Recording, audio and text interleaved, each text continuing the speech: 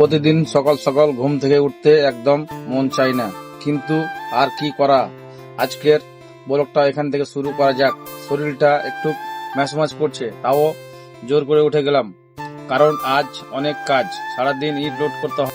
আমি আছি ভাটায়, দেখছেন সকাল থেকে ইট লোড শুরু হয়ে হাজার হাজার ইট 9,000 এক এক করে গাড়িতে উঠছে। রোদের যে তাপমাত্রা, ধুলো বালি আর অবস্থা, সারাটা দিন এখানে দাঁড়িয়ে থাকাটা খুব সম্ভব নয়।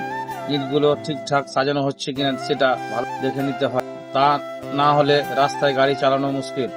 গড়িয়ে দুপুর পার হয়ে গেল।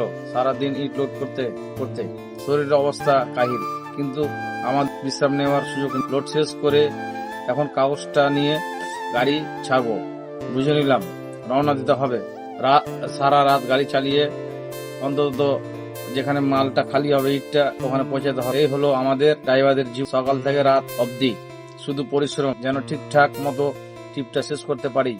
ভিডিওটা ভালো লাগলে শেয়ার করে হবে, অন্য জানাবেন, পাশে থাকবেন। জয় হিন্দ, জয় বাংলা।